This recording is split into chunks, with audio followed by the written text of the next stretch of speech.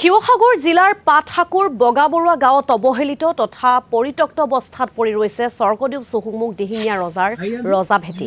হাবি জংঘলে আগুৰি ধৰিছে ৰজা ভেটি। আহোমৰ দিনত গৃহ নিৰ্মাণৰ বাবে ব্যৱহৃত কিছু ইটাও পৰিত্যক্ত হৈ ৰৈছে।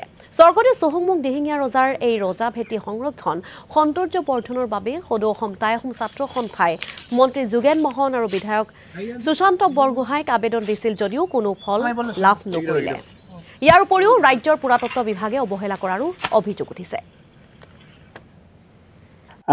আহোম ৰাজত্বৰ গৌৰৱোজ্জ্বল ইতিহাসৰ স্বাক্ষৰ বহন কৰি থকা বকতা এই তৃতীয়খন ৰাজধানী আৰু বকতাৰ পাটহাকুৰ বগাবৰুৱা গাঁৱত বৰ্তমান যি জৰাজীৰ্ণ হাবিয়ে জংঘলে আৱৰি থকা অৱস্থাত দেখিবলৈ পাইছে আপোনালোকে স্বৰ্গদেউ চুহুংমুং দিহিঙীয়া ৰজা ভেটি। স্বৰ্গদেউ চুহুংমুং দিহিঙীয়াই এই বকতাতে ৰাজত্ব কৰিছিল আৰু এই ঠাইৰ পৰাই এই ৰজা ভেটি আমি য'ত থিয় হৈ আছো এই ঠাইৰ পৰা তেখেতে সেই সময়ত সমগ্ৰ ৰাজ্যভাৰ তেখেতে চলাইছিল আৰু আহোম সাম্ৰাজ্য সৰ্ববৃহৎ সেই সময়তে বিস্তাৰ হৈছিল। এই কথাখিনি সৰ্বজন সমাদিত।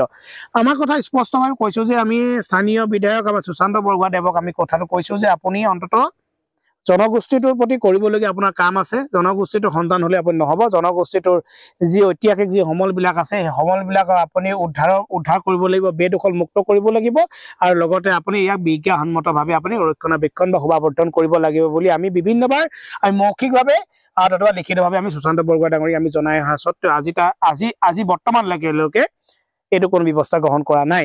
আমি এটা ক্ষোভিত হৈছো যাতে আমি ক্ষোভিত হৈছো, তেখেতক আমি অনুৰোধ জনাইছো তেখেতৰ যদি জনগোষ্ঠীটোৰ প্ৰতি অকণমান যদি কিবা এটা কৰা যদি মনো আছে তেখেতক অন্তত এই বকতাতে বিভিন্ন ধৰণৰ আপোনাৰ ঐতিহাসিক সমল আছে। আপোনাৰ নাঙল লোৱা পুখুৰী, নাঙল লোৱা পথাৰ, শ ধোৱা পুখুৰী আৰু স্বৰ্গদেউ চুহুংমুং দিহিঙীয়া ৰজা ভেটি অন্তত এই সম্পদৰ যে সংৰক্ষণ কৰক, শোভাবৰ্ধন কৰক আৰু বিজ্ঞানসন্মতভাৱে যাতে ইয়াক বিজ্ঞানসন্মতভাৱে সংৰক্ষণ শোভাবৰ্ধন কৰি আমি ৰাইজক কৃতাৰ্থ কৰিবৰ কাৰণে আমি অনুৰোধ জনাইছো। আৰু